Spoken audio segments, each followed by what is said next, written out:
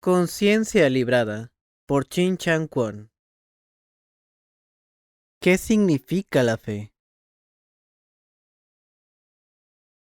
En estos días, mucha gente que va a la iglesia parece malinterpretar la palabra fe. Como resultado, aunque las personas afirman que creen, es evidente que están llenos de dudas e incertidumbres. En el momento en que una persona llega a tener la fe verdadera, todos estos problemas llegan a su fin. Hay una relación muy estrecha entre la fe y el descanso. Tan pronto como una persona encuentra la fe, su espíritu halla perfecto descanso en Dios. Muchas personas tienen luchas y preocupaciones internas a pesar de que afirman tener fe. Sin embargo, no son conscientes de la naturaleza contradictoria de su situación. Jesús dijo: "Vengan a mí todos ustedes que están cansados y agobiados, y yo les daré descanso". Me pregunto cuántas personas que van a la iglesia realmente tienen sus espíritus, es decir, sus conciencias, descansando en Dios. Cuando una persona está totalmente agobiada por las preocupaciones de este mundo, es una clara evidencia que aún no ha conocido al Señor y por lo tanto, realmente no está confiando en Él. Una persona que tiene fe en Dios habita en Él, disfrutando como suyo propio todo lo que está en el Señor. En el Señor, el pecado, la muerte y todo lo demás con respecto al individuo llega a su fin. Esto es, en pocas palabras, lo que representa este reposo en el Señor. Sin embargo, ¿por qué es que muchas personas que dicen creer llevan una carga de angustia en sus corazones y viven una vida fatigosa, más que la que llevaban antes de creer? Es porque están haciendo un gran esfuerzo por creer, en lugar de realmente creer en Dios dentro de sus corazones. Quizá ustedes también están viviendo una vida llena de cargas, pensando para sí mismos: ¿cuánto más tengo que soportar? Parece ser que iré al infierno si dejo de creer. Pero creer requiere de un gran esfuerzo. Probablemente estaría mejor si nunca hubiera llegado a creer. Es importante entender que un corazón en tal estado es una indicación de que esa persona realmente no cree. Un bebé recién nacido depende por completo de su madre. Aunque este bebé puede no estar consciente de esto, todo lo que la madre tiene es para que él lo disfrute.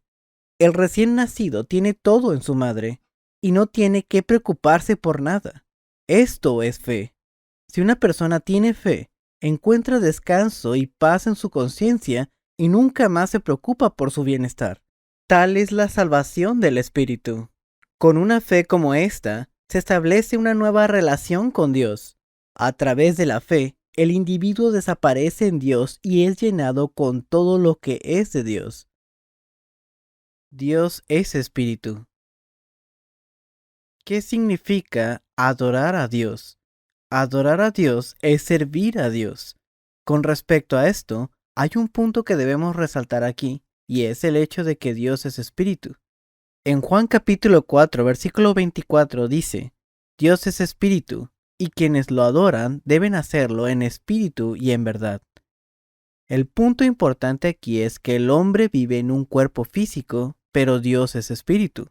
Entonces, ¿cómo puede el hombre, quien está en la carne, servir apropiadamente a Dios, quien es espíritu?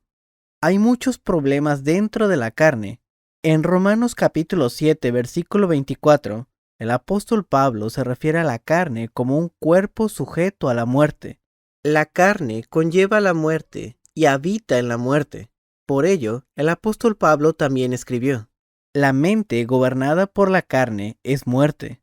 ¿Cómo puede esta carne que habita en la muerte adorar a Dios, quien es espíritu? Dios es espíritu, lo que significa que Él no existe en la carne ni tampoco tiene ninguna otra clase de forma física. Ya que Dios no es un ser físico, no le preocupan las apariencias externas. Sin embargo, el hombre existe en la carne y trata de servir a Dios basado en las preferencias de su carne. Como resultado, de manera muy natural, el hombre inventa ritos y ceremonias religiosas elaboradas, creyendo que eso es lo que se necesita para adorar a Dios. De esta manera, el mundo ha sido testigo del surgimiento de varias religiones que no tienen ninguna relación con Dios, quien es espíritu. es cuando las personas intentan adorar al Dios invisible de una manera visible que la idolatría comienza. En diferentes lugares de la Biblia encontramos frases como yo, el Señor, sondeo el corazón y no juzgo a nadie conforme a la carne, y otras más que nos dicen que Dios no muestra parcialidad en cuanto a las apariencias externas. Estas palabras contienen un significado muy profundo. Si leen Deuteronomio capítulo 4 detenidamente, verán que Dios es el mismo Dios quien salvó a Israel de Egipto y el mismo Dios quien habló en el monte Horeb. Debido a que Dios es invisible, Él nos dijo que no hiciéramos ninguna clase de imagen. En esto radica la razón del segundo mandamiento. Cuando adoramos al Dios invisible, a Dios quien es espíritu, no debemos hacernos ningún tipo de imagen ni ninguna clase de ritual, rito o método estructurado. No obstante, aún queda la pregunta de cómo el hombre que está en la carne puede adorar a Dios quien es espíritu. Ya que Dios es espíritu, solo se le puede servir en espíritu, no hay otra forma. A imagen de Dios. La Biblia dice que Dios creó al hombre a su imagen. Dios es espíritu y por lo tanto no puede ser adorado ni puede tener comunión con un ser que no tiene espíritu. Por eso Dios creó al hombre a su imagen. La imagen de Dios no se refiere a la forma física del hombre, sino al espíritu que mora dentro de su cuerpo. Una vez más, Dios es espíritu y no carne. De todas las criaturas del mundo, solo el hombre posee un espíritu. Esto se debe a que solo el hombre fue creado para tener una relación con Dios y adorarlo. La razón por la que los animales no pueden adorar a Dios es porque no tienen espíritu. En Romanos capítulo 1, versículo 19 dice, me explico, lo que se puede conocer acerca de Dios es evidente para ellos. El espíritu dentro del hombre es lo que le permite conocer a Dios. Sin embargo, el problema surge cuando las personas, ya sea que crean o no en Jesús, no comprenden qué es el espíritu. Aún aquellos que piensan que hay un espíritu dentro del hombre, no saben realmente lo que es el espíritu. Algunos suponen erróneamente que su espíritu es su personalidad, tal como se expresa en sus acciones. Tratan de acercarse a Dios a través de su inteligencia, sus emociones o su voluntad. Estos son aspectos de su personalidad. Sin embargo, esto es totalmente imposible. Algunas personas reconocen la existencia de Dios de manera intelectual y erróneamente creen que eso es fe. Algunos basan su fe en emociones. Les emocionan ciertas actividades religiosas y toman eso como un indicador de su fe. Pero en realidad, esto no es más que una clase de misticismo. Muchas personas recurren a su fuerza de voluntad cuando deciden creer e intentan poner en práctica lo que han leído en la Biblia. Cualquier éxito que pudieran tener es meramente el resultado de su fuerza de voluntad. Eso es una religión de determinación. Las personas que basan su fe en estos diversos aspectos de su personalidad no se han dado cuenta que aún no han encontrado la forma verdadera de adorar a Dios, quien es espíritu. La conciencia, la actividad del espíritu. El aceptar de manera intelectual que Dios existe, o el tener una fe mística basada en experiencias emocionales, o el tener la determinación de creer mediante la fuerza de voluntad, no resuelve los conflictos internos ni los problemas dentro del hombre. Estos intentos fallidos de fe son una clara indicación de que el espíritu de un individuo aún no se ha encontrado con Dios y por lo tanto aún no han encontrado esta solución fundamental. Es a través de la conciencia que podemos saber que tenemos un contacto espiritual con Dios. La conciencia es algo diferente a la personalidad o al corazón. Cuando trato de hacer algo malo, mi conciencia actúa como un fiscal que acusa, juzga y condena mi acción. Tal actividad de la conciencia es el trabajo del espíritu dentro del hombre. Por lo tanto, aunque tuvieran una fe como la que acabamos de mencionar, basada en el conocimiento intelectual, en emociones o en la voluntad, no podrían disfrutar de la verdadera paz en sus corazones. Para poder adorar a Dios que es espíritu, el espíritu del individuo necesita recibir la luz de la verdad de Dios y ser liberado por ella. El problema es que el espíritu del hombre se ha contaminado por el pecado, y como resultado, está muerto. Este es el problema más grande y lamentable que enfrenta la humanidad. En Efesios capítulo 2, versículo 1 dice: Ustedes estaban muertos en sus transgresiones y pecados. Esto es una referencia al estado del espíritu, el cual está muerto, habiendo sido contaminado por el pecado. El que la conciencia del individuo sea atormentada por su espíritu inmundo es una indicación de que hay un conflicto entre la persona y Dios. En el momento que Adán comió del fruto del árbol del conocimiento del bien y del mal, su espíritu murió. La conciencia de Adán comenzó a atormentarlo con sentimientos de vergüenza, conflicto e inseguridad. Fue para cubrir sus conciencias atormentadas que Adán y Eva entretejieron hojas de higuera para cubrirse. Esta acción es un símbolo de la religión. Sin embargo, cuando Adán escuchó la voz de Dios, confesó que estaba desnudo, a pesar de estar cubierto con hojas de higuera. La religión es el esfuerzo del hombre por ocultar el tormento de su conciencia. Pero estos esfuerzos son inútiles cuando quedan expuestos ante la voz de Dios, ya que no pueden cubrir la vergüenza de la desnudez del hombre. Si el hombre quiere servir a Dios, su espíritu debe ser revivido y liberado de la angustia en su conciencia.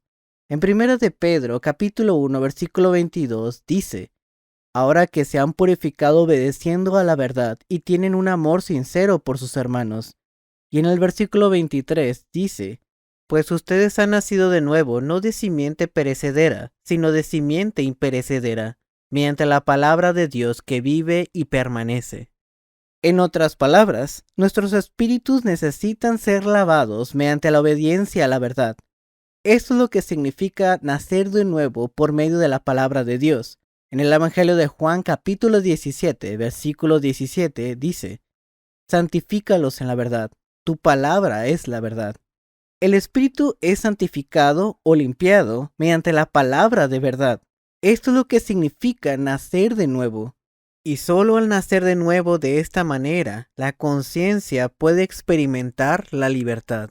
El remordimiento de la conciencia es un indicador de un espíritu inmundo. La conciencia es atormentada porque el espíritu está atado por las cadenas del pecado. Sin embargo, cuando la luz de la verdad resplandece, las cadenas del pecado se rompen y la inmundicia del espíritu es lavada. La salvación, o el nacer de nuevo, se refiere a la conciencia siendo librada de las cadenas del pecado, la cual simboliza el bautismo que ahora los salva también a ustedes. El bautismo no consiste en la limpieza del cuerpo, sino en el compromiso de tener una buena conciencia delante de Dios. Esta salvación es posible por la resurrección de Jesucristo. Solamente una buena conciencia irá en busca de Dios y querrá acercarse a Él. Solo con una conciencia limpia podemos encontrarnos con Dios. El diluvio en el tiempo de Noé fue una sombra de la salvación.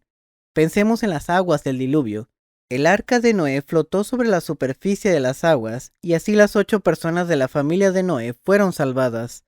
El significado del bautismo por inmersión es revelado aquí. El bautismo no simboliza lavar la inmundicia de la carne. Representa el proceso de purificación que ha ocurrido en el espíritu. Significa que la conciencia ha sido limpiada, el bautismo, no de la carne, sino del espíritu. El bautismo verdadero ocurre cuando el espíritu es purificado y la conciencia lavada al haber sido liberado del pecado. Es en tal estado que un espíritu puede adorar y servir a Dios. Las ceremonias y los santuarios magníficos, las actitudes y posturas piadosas, los gestos anormales y los ritos religiosos elaborados pueden mostrar cierta pureza física, pero no podemos acercarnos a Dios mediante esa pureza carnal. Solo podemos acercarnos a Dios con un espíritu puro y con una conciencia limpia. No importa qué tan puras sean las acciones de una persona, si no ha sido salvada, su espíritu, es decir, su conciencia, sigue contaminado. Esto se debe a que el hombre no es capaz de comportarse de tal manera que todo lo que haga sea perfecto. Debido a que el hombre es incapaz de purificar su conciencia por medio de sus acciones, Dios les dio el Evangelio al mundo, el Evangelio que limpia con la verdad. Esta verdad no es una ley de acción, sino de gracia. Tal es el evangelio de la verdad. Pues ustedes han nacido de nuevo, no de simiente perecedera, sino de simiente imperecedera, mediante la palabra de Dios que vive y permanece. Porque todo mortal es como la hierba, y toda su gloria como la flor del campo. La hierba se seca, y la flor se cae, pero la palabra del Señor permanece para siempre. Y este es el mensaje de las buenas noticias que se les ha anunciado a ustedes. Cuando las palabras del Evangelio penetran en el espíritu, es decir, en la conciencia del individuo, y esa persona llega a darse cuenta de la verdad, él o ella es capaz de servir a Dios. En Hebreos capítulo 9, versículo 9, dice que los preparativos de adoración en el templo, de acuerdo con la ley de Moisés, nos ilustran hoy en día que las ofrendas y los sacrificios que allí se ofrecen no tienen poder alguno para perfeccionar la conciencia de los que celebran ese culto. En otras palabras, los machos cabríos y ovejas que se ofrecían en el templo, de acuerdo con las leyes de sacrificio en los tiempos del Antiguo Testamento, son solo una metáfora y no pueden perfeccionar la conciencia. Por lo tanto, debía ofrecerse el verdadero sacrificio. Jesucristo es el verdadero sacrificio, el cual puede perfeccionar la conciencia. Cuando una persona llega a creer en Él, su conciencia es perfeccionada. Queridos lectores, ¿pueden ustedes afirmar con confianza que sus conciencias están totalmente limpias y sin ningún rastro de mancha o suciedad que la contamine? ¿Acaso sus conciencias no están en conflicto con Dios? ¿Sus conciencias no los molestan en absoluto? No pueden estar ante Dios hasta que sus conciencias estén totalmente limpias. Si sus conciencias no están limpias, significa que su pecado está formando una barrera entre su espíritu y Dios, quien es espíritu. Esto quiere decir que no hay luz en su espíritu. Su espíritu está perdido, vagando en tinieblas en este lado de la muerte. Aún no ha podido probar de la resurrección en el otro lado. Es decir, aún no ha nacido de nuevo. La liberación de la conciencia es a lo que nos referimos con renacer o nacer de nuevo. Es la salvación del espíritu. En 1 de Pedro, capítulo 1, versículo 9 dice, pues están obteniendo la meta de su fe, que es su salvación. Su salvación, o para ser más precisos, la salvación de su espíritu, es la liberación de su conciencia. Esto se cumple en el momento en que una persona llega a darse cuenta de la verdad. Por esto, en Juan capítulo 8, versículo 32, Jesús dijo, y conocerán la verdad, y la verdad los hará libres. ¿Han llegado a darse cuenta de la verdad y han alcanzado la paz en sus conciencias? Sus conciencias han sido liberadas de las aflicciones que vienen a causa de desobedecer la verdad. En el Evangelio de Juan leemos, en él estaba la vida y la vida era la luz de la humanidad. Esa luz verdadera, la que alumbra a todo ser humano, venía a este mundo. La verdad no es algo que ilumine el razonamiento de la persona, sino que es una revelación que ilumina el espíritu y libra la conciencia. La verdad es revelada al hombre, liberando al espíritu de sus cadenas. Llega a un acuerdo con tu adversario. Jesús dijo, si tu adversario te va a denunciar, llega a un acuerdo con él lo más pronto posible. Hazlo mientras vayan de camino al juzgado, no sea que te entregue el juez al guardia, y te echen en la cárcel. Estas palabras presentan una metáfora acerca del camino de la vida del hombre, un camino en el que el hombre, como acusado, está siendo arrastrado por su adversario. El adversario es la conciencia del hombre, que actúa como fiscal. Mientras vayan de camino, se refiere al tiempo antes de estar ante el juez, es decir, ante el tribunal de Dios. En otras palabras, está hablando del curso de la vida del hombre. Estas palabras aplican para todos los que han nacido en este mundo. Es tal como lo que dice en Primera de Reyes, yo estoy a punto de ir por el camino que todo mortal transita. El juez es Dios, el Señor del juicio, y la cárcel se refiere al infierno. La Biblia nos dice, llega a un acuerdo con él lo más pronto posible. Hazlo mientras vayan de camino, antes de llegar al tribunal. Significa que debemos llegar a un acuerdo con nuestro adversario interno, nuestra conciencia, mientras aún vivamos en la carne, ya sea antes de morir o antes de que Jesús regrese a esta tierra. En Hebreos capítulo 9, versículo 27 dice, así como está establecido que los seres humanos mueran una sola vez y después venga el juicio. El juez nos está esperando en la corte, pero si el fiscal desecha la acusación, el juez no puede dictar una sentencia contra nosotros. Llegar a un acuerdo con su adversario, es decir, con su conciencia, significa llegar a darse cuenta de la verdad y de esta forma ser liberado de sus pecados. En Romanos capítulo 2, versículos del 14 al 16 dice: cuando los no judíos que no tienen la ley cumplen por naturaleza lo que la ley exige, ellos son ley para sí mismos, aunque no tengan la ley. Estos muestran que llevan escrito en el corazón lo que la ley exige, como lo atestigua su conciencia, pues sus propios pensamientos algunas veces los acusan y otras veces los excusan. Así sucederá el día en que, por medio de Jesucristo, Dios juzgará los secretos de toda persona, como lo declara mi evangelio. En otras palabras, cualquiera que esté siendo atormentado por su conciencia tendrá que enfrentar el juicio final. Desde un rincón de su conciencia, escuchan la voz de su adversario diciéndoles: eso está mal, eso es un pecado, mentiste. Mientras que desde otro rincón escuchan la de su defensa tratando arduamente de excusar sus acciones. Estas dos voces luchan entre sí. En Génesis capítulo 4 versículo 10, Dios le dijo a Caín: desde la tierra, la sangre de tu hermano me reclama justicia. El hombre no puede escapar de la voz de su propia conciencia que lo acusa constantemente ante Dios. Caín tuvo miedo de que Dios oyera la voz de su conciencia, por lo que huyó de la presencia de Dios. Los descendientes de Caín también trataron de suprimir de sus conciencias la voz que los acusaba. Por eso hicieron arpas y flautas, cultivaron la tierra y forjaron herramientas de bronce y de hierro. Hoy en día las personas utilizan toda clase de medidas en un intento por huir de la voz de su conciencia que los acusa.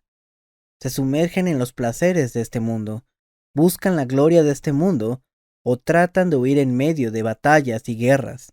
Sin embargo, sus conciencias continúan tan inquietas como siempre. Quieren alivio y consuelo, pero no lo consiguen. Buscan la felicidad y no la encuentran. Ante la crucifixión de Jesús, Pilato se lavó las manos. Judas arrojó las monedas de plata en el santuario y se ahorcó. Fue incapaz de soportar la agonía en su conciencia. En el momento en que Judas vio a Jesús, quien era inocente, ser condenado a muerte, su corazón fue liberado de las garras de Satanás y su conciencia despertó nuevamente. De manera similar, muchas personas hoy en día cometen pecados y luego utilizan varios métodos para excusarse a sí mismas y para ocultarse del grito acusador de sus conciencias. Luego meten el recuerdo de su pecado en un recóndito y oscuro rincón dentro de su corazón. A medida que el recuerdo de este pecado se desvanece, dejan de pensar en ello y continúan con sus vidas como si nada hubiera pasado. En algunas personas, el recuerdo de tales pecados regresa a ellos cuando asisten a reuniones de avivamiento. Entonces sus corazones comienzan a molestarles y lloran un mar de lágrimas. Puede que dichas lágrimas sean una señal de arrepentimiento, o puede que solo sean un intento de la persona por justificarse a sí misma. No tiene nada de malo llorar a causa de su pecado, pero entonces Satanás viene y les dice que ahora todo estará bien debido a que han llorado. Y entonces se tranquilizan y se sienten mejor. No obstante, ese pecado sigue ahí, oculto bajo una cubierta de hojas de higuera. Las personas cantan el himno, el llorar nos salva, pero no le dan realmente importancia al significado de estas palabras. Oran a menudo bañados en lágrimas y luego cantan este himno. Mientras tanto, sus pecados continúan acumulándose en un almacén secreto. El profeta Jeremías se refería a este almacén secreto de pecados cuando escribió: aunque te laves con lejía y te frotes con mucho jabón, ante mí seguirá presente la mancha de tu iniquidad, afirma el Señor y Dios. Los pecados no pueden lavarse con jabón, ni tampoco pueden lavarse mediante algún rito religioso. Muchas personas no se dan cuenta que los pecados que se encuentran entre Dios y la conciencia del hombre no pueden ser lavados con detergente, jabón o ritos religiosos.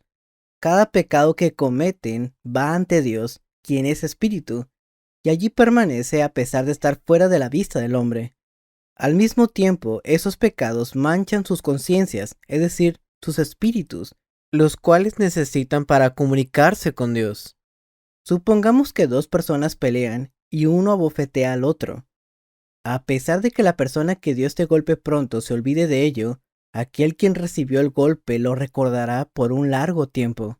El pecado le acecha en lo profundo de su corazón mientras espera una oportunidad para vengarse. Un pecado una vez cometido no simplemente desaparece, permanece ante Dios. El espíritu del hombre también está ante Dios, pero el pecado se interpone en su camino, impidiéndole acercarse. El pecado es una violación a la ley de Dios. Por lo tanto, cualquier acción que hayamos cometido que turbe nuestra conciencia, incluso en lo más mínimo, ha sido silenciosamente escrita en los registros de Dios. Aunque quizá hayamos olvidado lo que hicimos, esas acciones que han sido registradas serán presentadas para juicio ante Dios, quien juzga los secretos de toda persona. La justicia absoluta de Dios. Algunas personas piensan que Dios solo juzga los pecados grandes y que por la amabilidad y bondad de su corazón pasa por alto los pecados pequeños. Sin embargo, debemos recordar que Dios es perfecto, puro y santo. Él es tan meticuloso que incluso tiene contados los cabellos de nuestra cabeza e incluso sabe cuándo un gorrión cae. En Mateo capítulo 5 versículo 22 Jesús dijo: Pero yo digo que todo el que se enoje con su hermano quedará sujeto al juicio del tribunal, y cualquiera que le diga insensato quedará sujeto al fuego del infierno.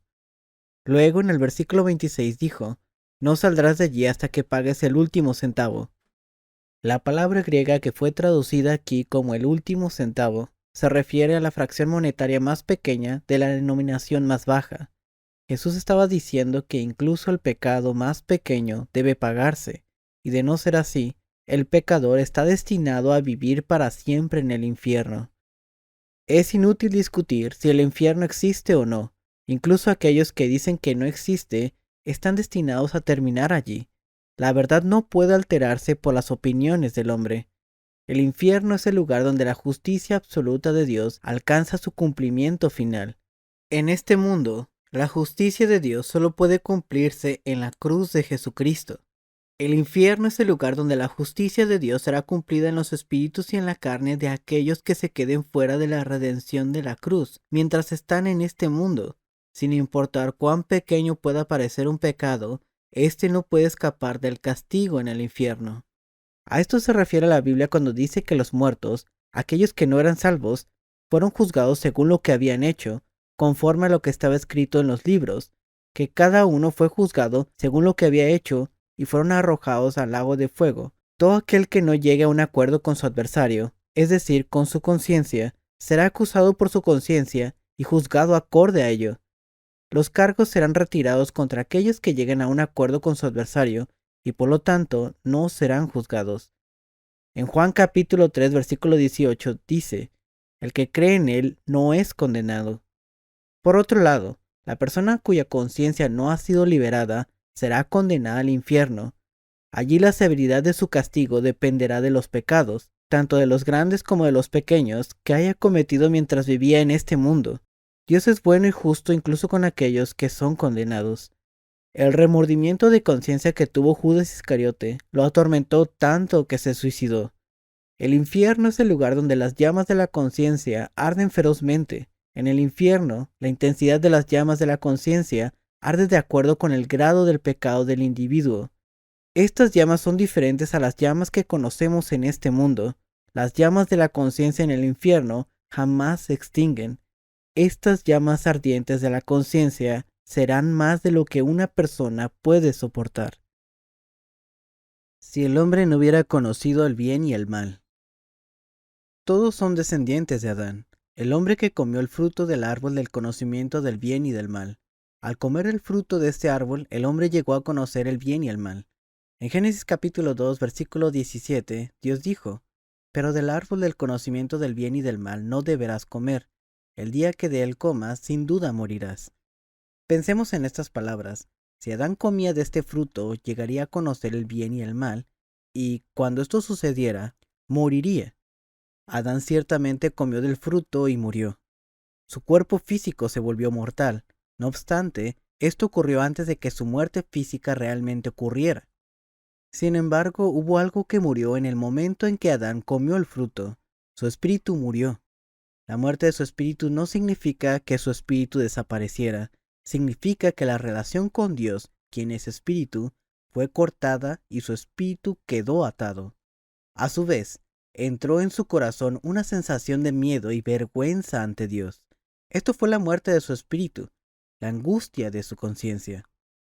Esto surgió como resultado de llegar a conocer el bien. ¿Y qué hay de ustedes? ¿Acaso sus conciencias no se turban al saber qué es lo bueno? Los perros, los cerdos y otros animales no conocen el significado del bien. Por ello no tienen remordimientos de conciencia ni experimentan sentimientos de miedo a causa de sus acciones. Aunque un león arranque el brazo de un hombre y se lo coma, un perro muerda a una persona, o una vaca se coma el pasto de alguien, ninguno de estos animales tendrá remordimientos de conciencia. Esto se debe a que no saben lo que es el bien. Sin embargo, ustedes tienen un espíritu, son descendientes de Adán, y como tales saben lo que es el bien. Por consiguiente, sus espíritus están muertos, sus conciencias los atormentan y sienten miedo. Esto se debe a que conocen el bien, pero sus conciencias no ven ese bien en ustedes. Descubren que surge un conflicto dentro de ustedes como resultado de una incongruencia entre lo que saben que está bien y lo que se refleja en sus conciencias. En un intento por esconder esta incongruencia, Adán entretejió hojas de higuera para hacerse una cubierta. De esta manera, trataba de ocultar su conciencia. Aquí tenemos el origen de la religión. Todas las religiones son una forma en que el hombre intenta cubrir la vergüenza de su conciencia, aunque quizá no siempre sea este el caso. Hoy en día el cristianismo hace un enorme esfuerzo por ocultar la atormentada conciencia del hombre. Hace esto por medio de actividades como oraciones que carecen de verdadera paz y liberación, himnos que son considerados meras formalidades o que son entonados desde sus emociones, sermones que solo apelan a la razón, a los sentimientos o a la fuerza de voluntad, elaboradas ceremonias llevadas a cabo en majestuosas iglesias y mediante programas educativos y sociales. Pregúntense a sí mismos si alguna vez han encontrado verdadera paz y felicidad en sus conciencias al participar en alguna de las actividades que acabo de mencionar. ¿Han obtenido satisfacción real en su interior? ¿Alguna vez se han sentido realmente agradecidos con Dios en sus corazones? ¿Han hallado verdadero descanso, un descanso que nunca desaparece o cambia? Si ya tienen verdadera seguridad en sus conciencias de que han llegado a un acuerdo con su adversario, entonces cualquier formalidad o actividad en la que participen tendrá significado. Sin embargo, si no tienen esa seguridad, en el momento en que escuchen la voz de Dios se encontrarán en la misma posición que Adán, cubierto con hojas de higuera, pero temblando de miedo. A pesar de que Adán estaba cubierto con hojas de higuera, dijo que tuvo miedo porque estaba desnudo. Hoy en día las personas hablan de sus experiencias de hablar en lenguas, de la sanación por fe, de una sensación de escalofríos, de una repentina sensación de calor, entre otras cosas. Sin embargo, el conflicto dentro de sus corazones sigue sin resolverse. ¿Por qué es esto? Se debe a que no tienen luz en sus espíritus, y sus conciencias aún no han sido liberadas. Todas sus experiencias son como las hojas de higuera que usó Adán. Sus estándares de lo que es bueno, basados en su propio juicio y carácter noble, quizás sean valiosos en la sociedad. Sin embargo, este bien es solamente el bien de Adán, el cual surgió como resultado de comer del fruto del árbol del conocimiento del bien y del mal. Basándose en este concepto del bien, cuando las personas discuten acerca de la fe, llegan a la religión. Cuando discuten de la vida, llegan a la filosofía existencialista. Cuando discuten sobre ética, crean un sistema de normas sociales y morales. Cuando discuten de política, llegan al socialismo y al comunismo basado en el ateísmo. También, cuando el hombre examina la Biblia a la luz de su propio concepto de lo que es bueno, desarrolla toda clase de teologías humanitarias, intelectualismo, que desconoce la experiencia de nacer de nuevo, o perspectivas de la fe que no tienen nada que ver con el espíritu. Todas estas cosas no están a la altura del bien que es revelado por Dios, y únicamente tergiversan la verdad. Solo la cruz puede estar ante Dios, y la cruz niega todo lo que proviene del hombre. Me explico. El mensaje de la cruz es locura para los que se pierden. En cambio, para los que se salvan, es decir, para nosotros, este mensaje es el poder de Dios. El hombre no puede conocer a Dios mediante su propia sabiduría mundana. Es cuando el hombre intenta aplicar su propia sabiduría que se aleja de la verdad y surgen doctrinas herejes. Todo esto es una parte de la religión y no son más que hojas de higuera. Liberación de la religión. El evangelio verdadero es la liberación de la religión. La religión es un intento por aliviar nuestras turbadas conciencias mientras éstas continúan cautivas. El evangelio trae liberación a la conciencia. Cuando Jesús dijo, vengan a mí todos ustedes que están cansados y agobiados, está ofreciéndole liberación a los judíos que estaban sufriendo bajo el peso de una conciencia turbada y el yugo de los ritos y leyes de su religión. La ley se había convertido en su religión. Sin embargo, Dios les había dado esta ley para que pudieran darse cuenta de que eran pecadores. La Biblia nos dice que esta ley es nuestro guía encargado de conducirnos a Cristo. Y la describe como los principios de este mundo. Jesús vino al mundo para liberarnos de esta guía. Este es el Evangelio. Adán y Eva entretejieron hojas de higuera para hacerse una cubierta, pero aún así se sentían inquietos y temerosos. Y entonces Dios mismo les hizo ropa de pieles. Esta fue la liberación que recibieron de Dios. Este es el Evangelio. La luz que resplandece en el Espíritu. Ante a ti has puesto nuestras maldades, a la luz de tu presencia, nuestros pecados secretos. Por causa de tu ira se nos va la vida entera, se esfuman nuestros años como un suspiro. Todos sus pecados secretos, incluso sus acciones que consideran como buenas obras, serán expuestos a la luz del rostro de Jesucristo. ¿Alguna vez se han imaginado cómo pasarán sus vidas ante sus ojos al estar ante la ira de Dios? Si lo han hecho, habrán descubierto que, a causa del pecado, el hombre está condenado a la destrucción el día que se presente ante Dios. Cuando sus conciencias sean totalmente expuestas ante Dios, descubrirán que no existe base alguna por la cual sentir confianza en sí mismos. No hay nada que se renueve sino hasta que la luz de la verdad le resplandezca. De igual forma, nosotros no podemos ser renovados o nacer de nuevo como creaciones nuevas hasta que la luz de la verdad haya resplandecido en nuestro corazón. Personas tales como Dwight L. Moody, Charles G. Finney, John Wesley, John Bunyan, Juan Calvino, Martín Lutero y muchas otras personas de fe que nos precedieron experimentaron el nacer de nuevo. Por lo tanto, es difícil entender por qué muchas iglesias en la actualidad niegan la obra de vivificación del Espíritu Santo y la experiencia de nacer de nuevo del individuo. Hay quienes reconocen desde un punto de vista doctrinal que el hombre debe nacer de nuevo, pero afirman que nacer de nuevo es una especie de experiencia mística o una cuestión de refinamiento de las acciones físicas de una persona. Generalmente, parece ser que la verdadera experiencia del nacimiento espiritual no es algo muy conocido, y sin embargo, muchas iglesias les enseñan a las personas que ellos irán al cielo y dicen, paz, paz, cuando en realidad no hay paz. La Biblia no engaña al hombre. En Efesios capítulo 1 versículo 13 dice, en él también ustedes, cuando creyeron, fueron marcados con el sello que es el Espíritu Santo prometido. Además, dice la Biblia, el Espíritu mismo asegura a nuestro espíritu que somos hijos de Dios, y el que cree en el Hijo de Dios acepta este testimonio. Y también dice, he deseado intensamente escribirles acerca de la salvación que tenemos en común, por la fe encomendada a los creyentes una vez y para siempre. Esto no se llevó a cabo durante un largo periodo de tiempo. Si tienen dudas y no tienen verdadera paz en su conciencia, entonces su fe no es verdadera. La Biblia es verdad. La Biblia nos dice que la salvación es la purificación del espíritu, la perfección de la conciencia, y cuando la buena conciencia busca a Dios. La Biblia es la invariable palabra de Dios. En el Evangelio de Mateo dice, el cielo y la tierra pasarán, pero mis palabras jamás pasarán. Las palabras de Dios deben ser cumplidas no solo en el curso de la historia de la humanidad, sino también en el espíritu y en la conciencia de cada individuo.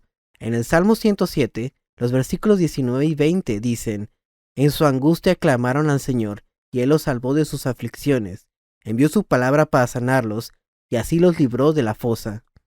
Si la luz de la palabra de Dios nunca ha liberado sus conciencias de la angustia y el temor provocados por sus pecados, entonces no pueden ver a Dios. En Apocalipsis capítulo 21 dice que nunca entrará nada impuro en el reino de Dios. Enfréntense a la pregunta eterna. La vida del hombre no es más que un efímero instante en el tiempo. Sin embargo, este breve instante está repleto de problemas que tienen una seria influencia en nosotros. Tomemos como ejemplo la religión cristiana. Existen muchas denominaciones y cada una afirma guardar la verdadera fe ortodoxa. Cada una de estas denominaciones tiene sus aspectos positivos y sus deficiencias, y, por lo general, cuando las personas ajenas a estas denominaciones las examinan con el propósito de distinguir si son auténticas y confiables, lo que suelen considerar son cuestiones como el número de miembros, su crecimiento y su prosperidad. ¿Creen que desde el punto de vista de Dios tales asuntos tienen alguna importancia? ¿Creen que a Dios le preocupan las apariencias externas? ¿Cuánta atención creen que Dios les da a las diferencias entre denominaciones?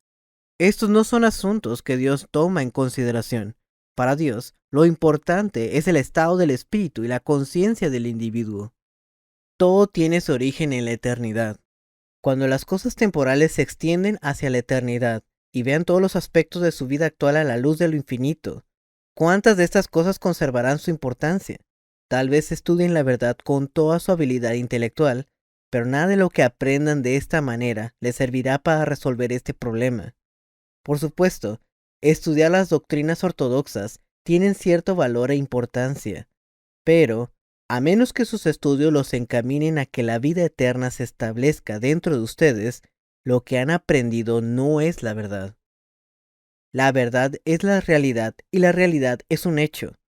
La cantidad de calorías y el análisis de los ingredientes de una comida quizás sean verdades científicas, pero esta verdad no aplica a ustedes hasta que hayan ingerido el alimento. Solo entonces la comida puede aportar a su cuerpo los nutrientes necesarios para mantener su salud y fuerza física. Es cuando realmente comen los alimentos que su contenido se vuelve una realidad en ustedes. Tan solo conocer la teoría no es suficiente. La cruz es un hecho, no una teoría. Si este hecho aún no ha tenido un impacto en sus conciencias, quizá conozcan la teoría, pero no tienen la verdad. ¿Sus conciencias han sido liberadas mediante la verdad de la cruz? ¿Sus vidas han pasado por este cambio absoluto?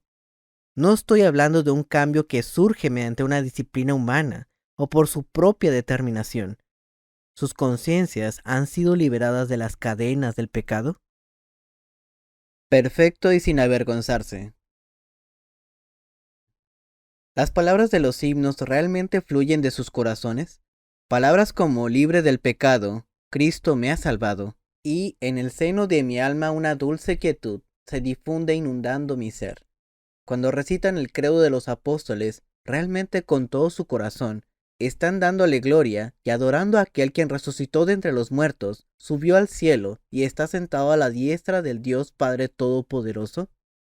Al pronunciar estas palabras, las verdades que éste contiene hacen que dentro de ustedes surja una profunda gratitud, alegría y esperanza.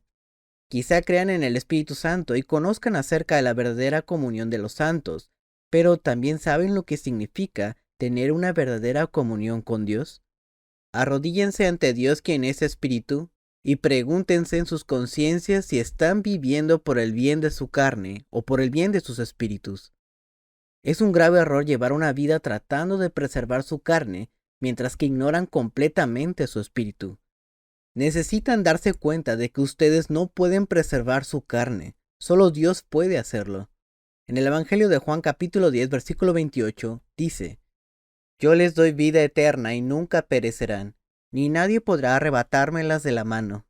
¿Acaso la razón por la que ahora están sufriendo en gran manera, tratando arduamente de preservar su propia carne, radica en el hecho de que aún no le pertenecen a Dios? Si realmente le pertenecieran, ¿acaso Él no velaría por ustedes y los cuidaría? Recibiendo la luz de Dios, un camino a través de la oscuridad.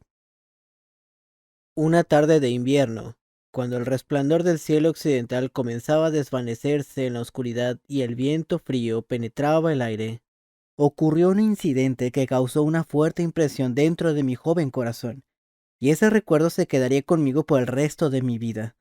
Estaba en nuestra pequeña casa de techo de paja que estaba justo al lado de la iglesia local, cuando un mendigo vino a nuestra puerta temblando de frío para pedir algo de comer.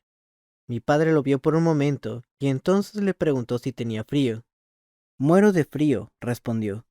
Sin decir ni una sola palabra, mi padre se quitó el abrigo y lo puso sobre los hombros del mendigo y le dijo, aquí tienes, es tuyo ahora. Mi padre era conocido en nuestra aldea por sus obras de caridad. Lloraba al presenciar el sufrimiento de otros y pedía por ellos ante Dios y ante los hombres. Una vez, incluso invitó a un mendigo a nuestra casa para pasar la noche. El mendigo durmió en la única habitación que teníamos, y por la mañana este cuarto estaba lleno de piojos. Esto no fue un caso aislado.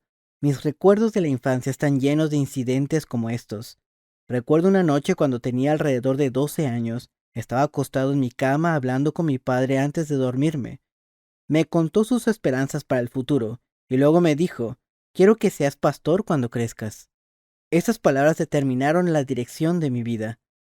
Una especie de llamamiento surgió dentro de mí, un llamado a convertirme en un ministro de la iglesia que realmente amaría a otros tal como mi padre lo había hecho.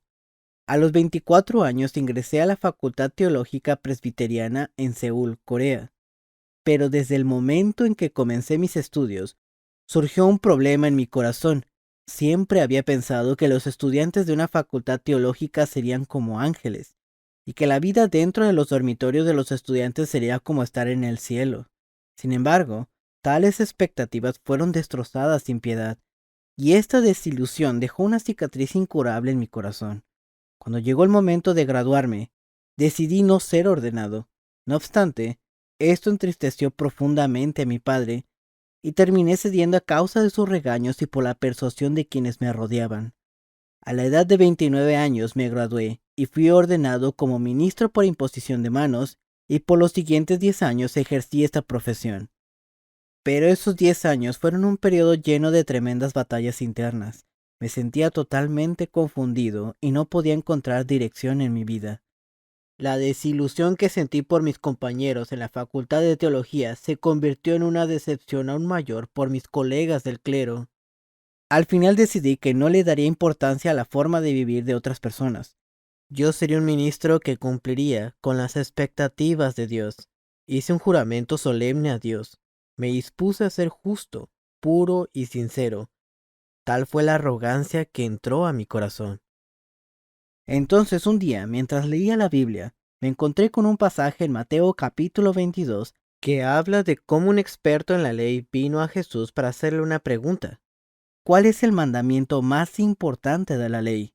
Y entonces dice, ama al Señor tu Dios con todo tu corazón, con toda tu alma y con toda tu mente, respondió Jesús. Este es el primero y el más importante de los mandamientos, y el segundo se parece a este, ama a tu prójimo como a ti mismo. De estos dos mandamientos dependen toda la ley y los profetas. Yo había prometido llevar una vida justa, sincera y pura, que, naturalmente, incluía obedecer los mandamientos de Dios. Aquí en Mateo, Jesús dijo que los dos mandamientos más importantes eran primeramente amar a Dios y en segundo lugar amar a nuestro prójimo como a nosotros mismos. El asunto de amar a Dios no me preocupaba mucho en esos días, ya que esto es un concepto abstracto, pero cuando leí el versículo que dice, amarás a tu prójimo como a ti mismo, estas palabras se incrustaron en mi mente. Me recordaron a mi padre. Él realmente había puesto en práctica esta clase de amor y sentí que yo debía hacer lo mismo. Daba limosnas a los pobres, me quitaba mi abrigo y se lo daba al necesitado, daba comida a manos llenas, pero sabía que esto no era suficiente.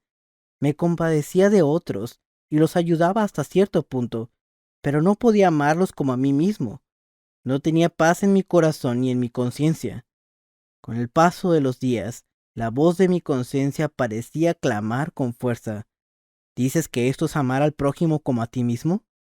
Una noche oscura iba caminando por una calle angosta de mi ciudad natal, y alcancé a ver a un mendigo inclinado hacia una hoguera tratando de calentarse. Me detuve, consciente del desafío al que me estaba enfrentando. La predicación que había preparado para la mañana siguiente se convertiría en simples mentiras vacías o se basaría en hechos. Dudé. Me pregunté si acaso debía llevar este mendigo a mi casa. Sabía que, al hacerlo, mi hogar se volvería un completo desastre, y realmente no estaba dispuesto a lidiar con ese caos. Entonces, de repente una idea cruzó por mi mente. Eso es, iré a casa y le traeré una cobija enorme. Con este pensamiento en mente, seguí rumbo a casa. Sin embargo, en el momento en que mi pie cruzó la entrada de mi hogar, comencé a dudar de mi decisión. Más tarde, mientras estaba acostado en mi cama, debajo de mi cálido edredón, el fuerte grito de mi conciencia atormentó mi corazón. Hipócrita, eres un hipócrita. Mira las calles. ¿Cuántas almas desdichadas hay afuera que están hambrientas y temblando de frío, mientras que tú estás acostado cómodamente en tu cama suave, a la espera de un desayuno sabroso y sustancioso? Por la mañana irás ante tu púlpito y predicarás acerca del amor. Le dirás a tu congregación que se amen unos a otros y que amen a su prójimo. Eres un hipócrita. Este asunto me atormentó por mucho tiempo, hasta que finalmente me quedé dormido. Al siguiente día, cuando llegó el momento de predicar mi sermón, apenas si pude levantar mi cabeza y mirar los rostros de aquellos que estaban escuchando mientras leía con dificultad el sermón que había preparado. Con el tiempo, me volví más y más renuente a predicar, y mis predicaciones eran cada vez más insignificantes. Comencé a preguntarme, ¿por qué debo predicar? Si lo pienso bien, ¿acaso no solo lo hago para ganarme la vida? Dios no lo quiera. Si solo busco ganarme la vida, ¿no habrá una forma más honrada de hacerlo? Entonces mi vida perdió completo sentido. Los trabajadores fabrican productos, los agricultores cosechan los cultivos, pero ¿cuáles son los frutos de tus esfuerzos como pastor? Me gritaba mi conciencia. Tienes muchas palabras buenas que decir, quizá más que la mayoría de las personas, pero ¿cuánto de lo que dices realmente lo pones en práctica en tu vida diaria? En una ocasión, asistí a un retiro para pastores en un centro turístico costero. Durante uno de los descansos, les conté mi problema a algunos de mis colegas pastores. Les dije que ya no confiaba en mi capacidad para desempeñar mi trabajo como pastor. Reverendo Kwon, me dijo uno de ellos, ¿de qué estás hablando? Eres reconocido por tu éxito como pastor. Si tú no puedes desempeñar estos deberes pastorales, entonces ¿quién puede? Si tengo 2 kilos de arroz en casa, debería dar 1 kilo a aquellos que están muriendo de hambre y conservar el resto, pero no puedo hacerlo, respondí. Cuando los demás pastores escucharon esto, dijeron, oh, vamos, ¿quién podría hacer eso? ¿No crees que lo estás tomando muy en serio? Pero esta es la palabra de Dios, les dije. ¿Cómo podemos desafiar la palabra de Dios? A esto no hubo respuesta. Luego un día me encontré con un artículo en la edición mensual de una revista llamada El Mundo de las Ideas. Este artículo decía, una prostituta vende su cuerpo para ganarse la vida, un profesor vende conocimiento para ganarse la vida, y un pastor vende moralidad para ganarse la vida. ¿Cuál es la diferencia? Al estar leyendo este artículo, sentí como si mi conciencia hubiera sido perforada por un cuchillo filoso. Sentí que una mujer de la calle era más honesta que yo, ya que su estado pecaminoso estaba al descubierto ante todo el mundo, y vivía bajo el desprecio de la sociedad, mientras que mi pecado estaba cubierto por un manto de falsa piedad, y todos me veían con respeto. Subí al púlpito con mi túnica, luciendo como un ángel que acababa de descender del cielo, y mi congregación me miraba con respeto y veneración, pero en realidad, por dentro estaba tan lleno de pecado como una mujer de la calle. Aunque mis acciones en sí tal vez no eran pecaminosas, cuando veía a una mujer hermosa, sentía la atracción en mi corazón. Cuando veía mucho dinero, surgía en mi interior un sentimiento de avaricia. Entonces, ¿qué me hacía diferente? Estaba seguro de que había otra manera de ganarme la vida. Incluso consideré renunciar a mi trabajo y sencillamente comer menos. Estaba desesperado por hacer cualquier otra cosa en lugar de continuar esta vida de hipocresía. Aunque pueda parecer extraño, Una persona que es ordenada por imposición de manos recibe una especie de sello oficial por el resto de su vida. Parecía que no había forma de salir de este predicamento. Una tarde, al cabo de un par de días, mientras terminaba de preparar mi sermón dominical, súbitamente me sumergí en un mar de llanto, completamente perdido en la oscuridad y abrumado por la angustia de mi conciencia. Exclamé: Dios, por favor, dame otro trabajo. Si no es así, te pido que me quites la vida. Ya no puedo seguir siendo pastor. Tal fue mi camino a través de la oscuridad, desde el día en que me di cuenta de la verdad. Un día, en medio de toda esta confusión, tuve la oportunidad de escuchar la predicación de un misionero europeo. De pronto, durante su predicación, preguntó a los oyentes: ¿Han nacido de nuevo? Sus palabras penetraron hasta el fondo de mi corazón. En la facultad de teología me enseñaron que yo creía en Dios por haber nacido de nuevo. Pensaba que, debido a que yo tenía fe en Dios, seguramente ya había nacido de nuevo, incluso si no era consciente de ello. Sin embargo, cuando el misionero nos hizo esta pregunta abruptamente, me sentí desconcertado. Después de la predicación, me acerqué al misionero y tuve una conversación privada con él para discutir mi problema. Dentro de mí, sabía que, aunque había vivido como pastor por 10 años, si no había nacido de nuevo, definitivamente terminaría en el infierno. Todo este tiempo creí que había nacido de nuevo, le dije al misionero. Pero hoy cuando usted preguntó, ¿ha nacido de nuevo?, me di cuenta de que no fui capaz de responder que sí con seguridad. Querido amigo, dijo el misionero, ¿acaso tienes dudas acerca de tu salvación? No, no tengo ninguna duda, le respondí. Tengo una fe firme y estoy seguro de que si muriera en este momento, me iría al cielo. En ese caso, ¿qué más necesitas? Si estás completamente seguro de que puedes ir al cielo, no tienes de qué preocuparte. Estas palabras trajeron cierto alivio a mi corazón, pero en un pequeño rincón de mi ser aún sentía inquietud y frustración. Aproximadamente 3 semanas después, el sábado 18 de noviembre de 1961, me senté muy de mañana a preparar mi predicación para el siguiente servicio de oración matutino. En aquellos días, cuando preparaba un sermón, el suelo de mi estudio siempre estaba cubierto de libros. Para dar un buen sermón, un pastor tiene que recolectar información de muchos libros diferentes y acomodarla muy bien. Un sermón solo era una conexión y un entretejido de palabras de varios pensadores, de hombres literarios, filósofos, científicos, etc. Pensaba que esa era la manera de escribir una predicación. En ese día en particular, todo mi estudio estaba repleto de libros abiertos para preparar mi sermón. Tomé el libro de Romanos capítulo 1, versículo 17 como mi texto principal y escogí el título: El justo vivirá por la fe. Luego, como mi primer tema, elegí la sección del versículo que dice: se revela la justicia que proviene de Dios, y comencé a buscar lo que significaba. Me parecía natural asociar ese tema con Romanos capítulo 3, versículo 21, donde dice: pero ahora sin la mediación de la ley, se ha manifestado la justicia de Dios. Al meditar en este versículo, de pronto me di cuenta exactamente de lo que estaba hablando y lo que esto significaba con respecto a mi propia situación. Pude ver que había una diferencia entre mi justicia y la de Dios. Puedo declarar en favor de ellos que muestran celo por Dios, pero su celo no se basa en el conocimiento. No conociendo la justicia que proviene de Dios y procurando establecer la suya propia, no se sometieron a la justicia de Dios. La justicia del hombre es la justicia de la ley. Sabía que yo mismo no podía ser justo, pero entonces me di cuenta de que Jesucristo, la justicia de Dios, se había vuelto mi justicia y mi conciencia fue librada de esa terrible carga de la ley. De esta manera, me di cuenta de la verdad. Sabía que ahora estaba justificado ante Dios a través de Jesucristo.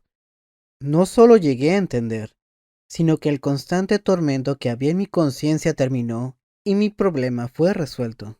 La cadena del pecado que tuvo atada a mi conciencia por los pasados 10 años se rompió y mi conciencia fue librada. No pude encontrar ninguna inquietud, pregunta o problema en mi conciencia, sin importar cuánto buscara. Ya no pude concentrarme en la preparación de mi sermón. Desde lo más profundo de mi corazón, un himno de adoración y gratitud brotó de mis labios. Todo ha cambiado desde que Cristo limpió mi pecado y me salvó. Mis pies se dirigen directo al cielo, mi culpa y pecado Él perdonó. Todo ya cambió, mi Señor, su sangre ya me redimió. Libre del pecado, Cristo me ha salvado. Todo ya cambió, mi Señor. Canté este himno una y otra vez desde las 2 de la tarde hasta que el sol se puso. Cambió mi vida totalmente desde ese momento. Me sorprendió darme cuenta de que ahora la Biblia era totalmente diferente. Cada versículo parecía nuevo y todo comenzó a tener sentido para mí. Fue como si se me hubiera caído una venda de los ojos y ahora pudiera ver claramente. Ahora veía el mundo bajo una luz completamente diferente. Todo parecía insignificante en comparación con este tesoro que había encontrado. También cambió mi actitud con respecto a predicar. Al mirar a mi congregación, dejé de prestar atención a cuánto dinero ponían en el alfolí, a las posiciones sociales de los muchos individuos, o qué tan duro trabajaban para la iglesia, o cómo me trataban como pastor, entre otras cosas. Ahora mi única preocupación era el bienestar espiritual de mi congregación y si en realidad eran salvos y podían ir al cielo. Existen dos clases de fe. Hay una clase de fe que se basa en el conocimiento intelectual de la Biblia, de Dios y de Jesús, y en el conocimiento de los hechos. Luego se encuentra la fe que se basa en la liberación de la conciencia. Muchas personas solamente adquieren el primer tipo de fe y piensan equivocadamente que son salvos. Sin embargo, la fe que produce salvación es la fe que surge en la conciencia. Esa es la fe verdadera. Desde ese día, no tuve otra alternativa más que predicar para que despertaran los espíritus de mi congregación, ya fuera que les gustara o no. No tenía miedo de los ancianos de mi iglesia que tenían posiciones influyentes, ni de los miembros adinerados cuyo descontento podía afectar mi estabilidad financiera. Simplemente hablé audazmente y con franqueza por el bien de sus espíritus. Poco después, el secretario de la iglesia me comunicó ciertas aprensiones. Las personas se preguntaban qué había provocado tal cambio en su pastor, quien en otro tiempo daba hermosas predicaciones. No obstante, mantuve una posición firme ante ellos. Les dije, si me piden que me vaya, continuaré clamando por el bien de sus espíritus al salir por esas puertas. No puedo evitarlo. Aunque eso signifique morirme de hambre, no puedo predicar solo para darles gusto a mis oyentes. Cada domingo predicaba de esta manera desde el púlpito, con lágrimas corriendo por mis mejillas. Al paso de 6 meses, una o dos personas de mi congregación llegaron a darse cuenta de la verdad, y el trabajo de salvación comenzó a extenderse entre nosotros. Sin embargo, mientras esto estaba sucediendo, la imagen que tenían de mí en esa denominación comenzó a deteriorarse. Y finalmente, debido a que recibí el bautismo, mi conexión con la iglesia fue cortada y empecé a predicar el evangelio de manera independiente. Después de esto, me enfrenté a varios años de dificultad, pobreza y sufrimiento, pero en todo este tiempo el movimiento del evangelio continuó esparciéndose a medida que más y más personas llegaban a darse cuenta de la verdad. Esto es algo que no podría lograrse mediante planes y esfuerzos humanos. Solo podemos estar agradecidos con el Señor de quien creemos que es esta obra.